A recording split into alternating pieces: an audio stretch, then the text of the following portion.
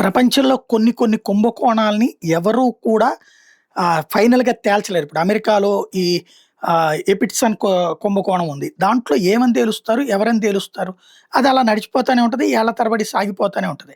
అట్లాంటి రకాలు కొన్ని కొన్ని ఉంటుంటాయన్నమాట. అంటే ఏం జరుగుతుంది అన్నది అంచనా వేయడం కంటే గూడా ఇలా జరిగిందని తెలుసుకోవడానికి భవిష్యత్తులో ఎవరన్నా చరిత్రలో ఆ అంశం మీద అవగాహన ఉన్నోళ్ళు రాస్తే మాత్రం విషయాలు తెలిస్తే తప్పించి, లేకపోతే అసలు ఆ విషయాలు గూడా తెలియనటువంటి పరిస్థితి ఉంటది. ఇప్పుడు అట్లాంటి కుంభకోణానికి సంబంధించినటువంటి వ్యవహారమే తాజాగా వెలుగులోకొస్తుంది.